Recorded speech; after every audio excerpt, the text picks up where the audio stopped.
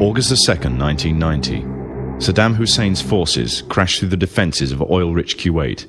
In fear of an Iraqi invasion into Saudi Arabia, the United States and her coalition allies poured into the Arabian Peninsula to form a deterrent that would be known as Desert Shield. The result was a series of diplomatic talks, negotiations and counter-negotiations that rapidly declined into a no-hope situation. On August the 17th, 1991, Desert Shield became Desert Storm.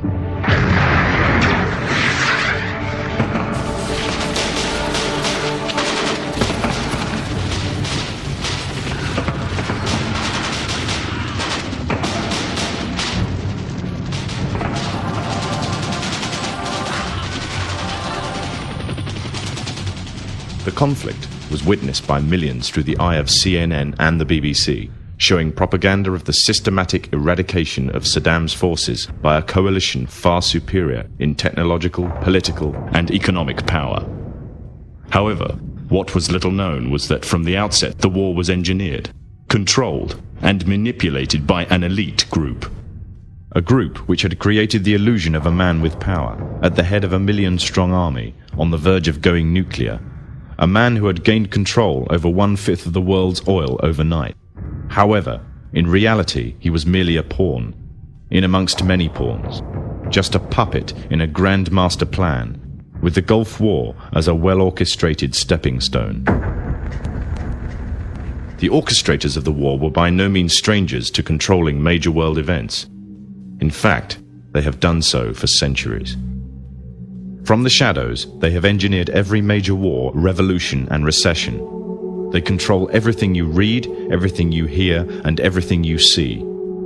They have managed to indoctrinate an entire populace to their way of thinking and have infiltrated key positions in places of authority. And it is from the shadows that they have created a new political order, a new economic order, and more sinister, a new religious order. Their ultimate aim is total global domination, and they will stop at nothing to reach their goal. The goal that was outlined in a speech given by former President of the United States, George Bush. What is at stake is more than one small country. It is a big idea, a new world order.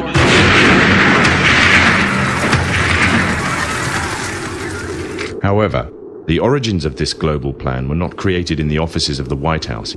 In reality, their roots lay in another war. This time, the year is 1095, and the place, Clermont, France.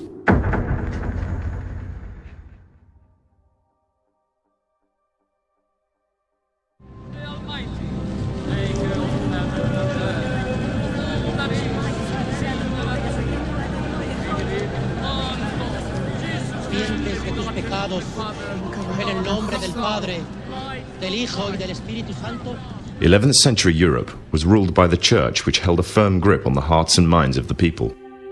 This power enabled Pope Urban II to wage war on the Muslim Caliphate and crusade in what he called a War of the Cross to recapture the land of Jerusalem. It had been under Muslim rule since the year 637, but in 1099 this rule was brought to a bloody and sudden end. In the name of the cross, women were raped and murdered. Children were put to the sword, and it is said that blood ran in the streets knee-high to the horses. Out of this land of bloodshed and terror, a group of men arose. Men that would stop at nothing to get what they wanted, no matter what the cost. 20 years after Jerusalem was taken, the Dome of the Rock was seized by a group of warrior monks calling themselves the Knights of the Temple of Solomon. or more simply, the Knights Templars.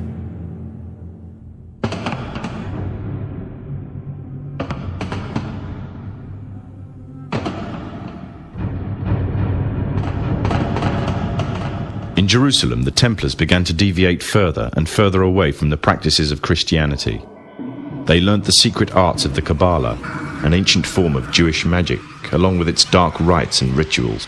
The Jews had learnt the arts from the pagans of ancient Egypt during the times of enslavement to the Pharaoh, and developed them into Babylon at the time of Nebuchadnezzar. In 1307, King Philippe of France arrested them for charges of denial of Christ, homosexuality, and idol worship, as well as magic. In 1314, Pope Clement V declared all Templars as heretics to Christianity, ordering all their properties to be seized. Their leader, Jacques de Molay, was captured and burnt to the stake. The Templars were cornered, and just when it seemed they were finished forever, a glimmer of hope arose from a seemingly certain end. They were to find a safe haven as well as an ally. But not in France. In fact, in a country in a desperate struggle for independence against the English, the country of Scotland.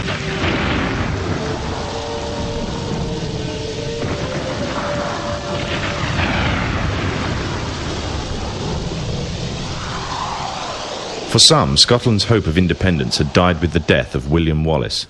However, to the King of Scotland, Robert the Bruce, the arrival of the Templars gave him a new secret weapon. Their experience, gained over 200 years of fighting the mighty armies of Islam, had made them expert in combat and warfare, and more than a match for any army brought before them. In 1314, the Templars, allied with Robert the Bruce and his army, took to the fields of Bannockburn in the long-awaited showdown with the English. Robert the Bruce's foresight paid off. The 25,000-strong English army suffered a humiliating defeat at the hands of only 6,500 men. The dream of an independent Scotland had finally been achieved. The Templars had brought themselves back from the brink of destruction, and never again would they allow themselves to be destroyed. This time they would control the country by controlling its kings, and in order to preserve their secret order, the Templars would have to die, or more precisely, the name would have to die. The Templars, who had escaped Europe, were finally laid to rest in Roslin Chapel, Scotland, which stands to this day as sign of their presence in Britain. Their descendants became the true power of Scotland. In 1603, the death of Queen Elizabeth I left England without an heir to the throne. By virtue of descent, King James V of Scotland became King of England. In doing so, Scotland and England joined to form a new kingdom, and the power that the Templars held over Scotland spread to give them a firm grip on the whole of Great Britain. For over 100 years, the Templars concealed their activities, fading into the background until they were little known and little remembered. However, they did not cease to keep a firm grip on Britain. All the time they were planning, regrouping, and infiltrating positions of power in all corners of the kingdom. In 1717, the Templars made their reappearance in Europe. They had grown in both number and strength, and were now ready to coin a new identity, free from their reputation of the past, and given credibility by none other than the monarchy and aristocracy of England. And the name they chose for themselves was a name that would be known by many, but understood by a few. This new name, the Freemasons. The new identity and the grandeur of its members afforded the Masons with respect and dignity. The first royal member of the Freemasons was Frederick, Prince of Wales. The latest members include Prince Philip, the Duke of Edinburgh, and consort to the current Queen of England, Elizabeth II, who herself is a grand patron to the Masons. However, behind closed doors, the Freemasons were free to indulge in the secret rites and rituals handed down to them by their ancestors, and these became the basis of their levels of membership, called degrees. The Freemasons were not content with power in Britain alone. Their ambitions were far greater. In the years to come, the world would witness Europe and America being plagued by wars and revolutions, each more devastating than the other. However, these would not be as commonly believed, the spontaneous effects of a downtrodden people, but in fact schemes created by the exclusive few driven by hunger for absolute power. All this would take place from the very country from which they had fled centuries earlier, and would become the base for their global domination.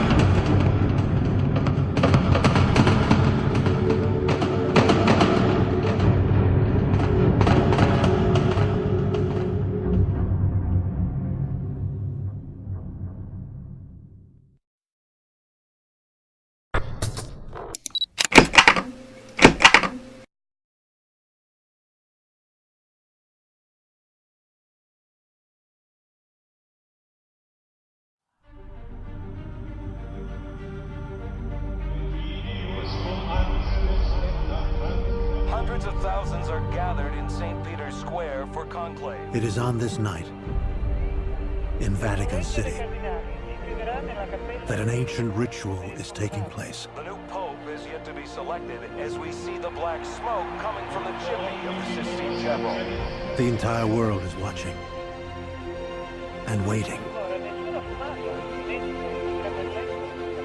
Which is why this is the perfect moment for our revenge. This is the day of reckoning. Our church is at war. Hey! This is the first marker. The path is alive. You're talking about the moment of creation. Open the doors and tell the world the truth.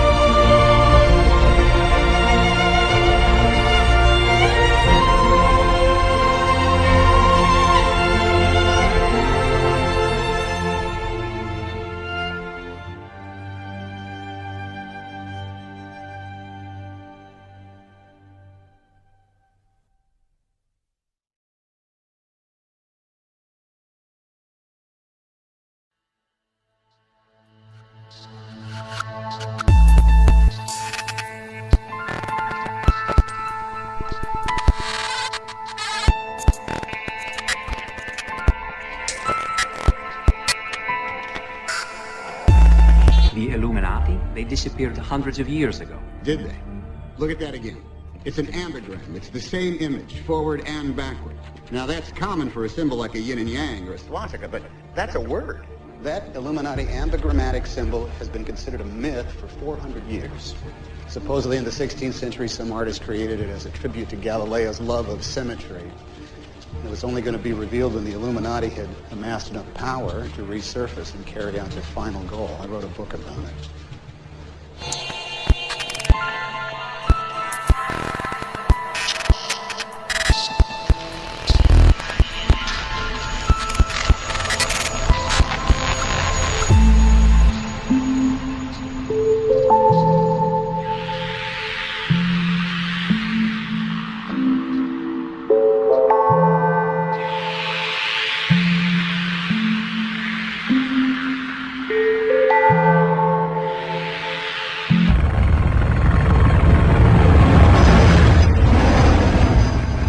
If the Illuminati have returned and are in Rome, we will hunt them down and kill them.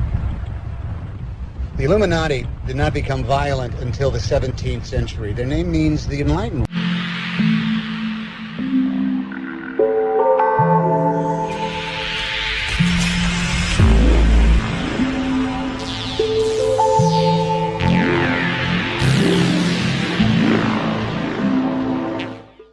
They were physicists, mathematicians, astronomers. They were concerned with the church's inaccurate teaching, and they were dedicated to scientific truth. But the Vatican didn't like that. So the church began to, how did you say it? Oh, hunt them down and kill them. Drove them underground into a secret society.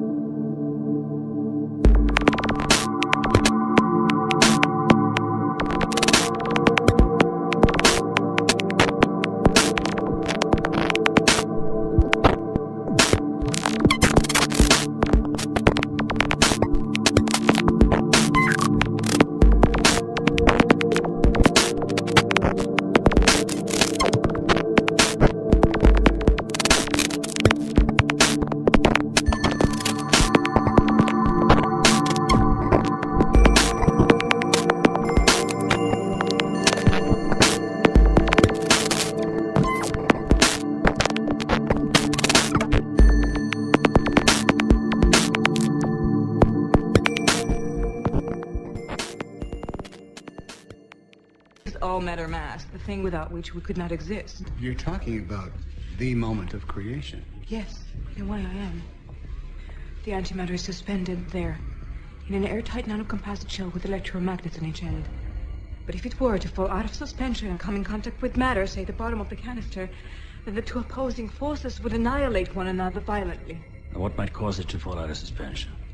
The battery going dead, which it will, just before midnight. What kind of annihilation? How violent? A cataclysmic event. A blinding explosion equivalent to about 5 kilotons.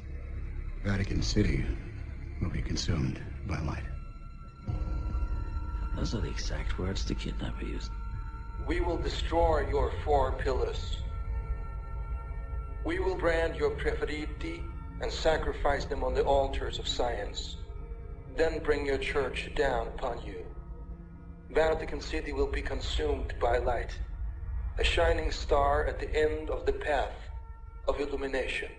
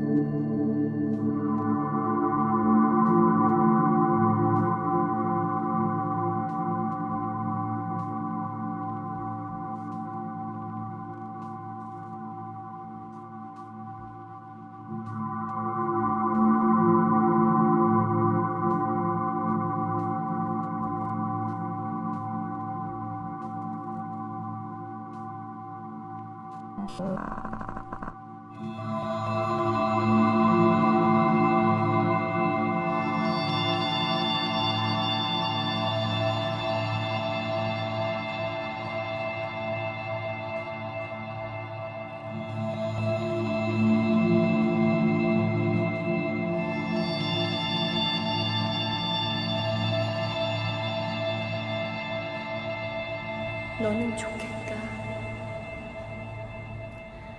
함께 있어주고 함께 떠나주는 사람이 있어서.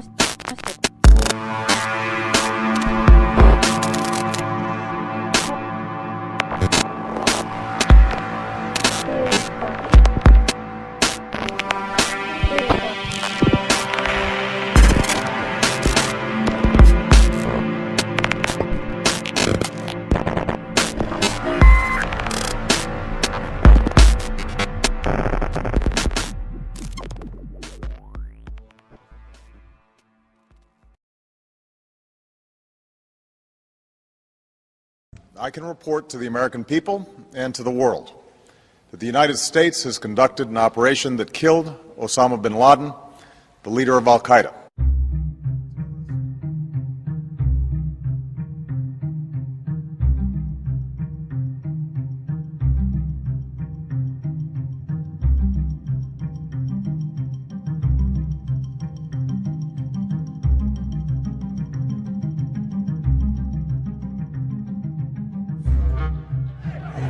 The reaction to these celebrations was mixed. Many people wanted to join in them. Others were appalled and felt that it was unseemly.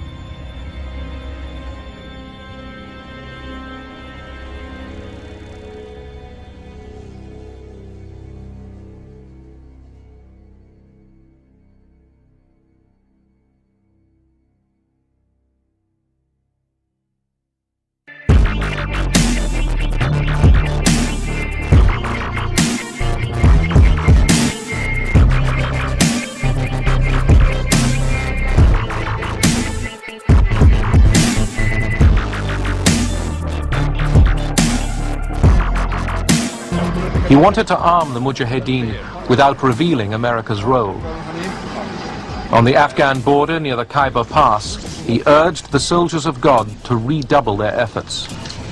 We know of their deep belief in God, and we are confident that their struggle will succeed.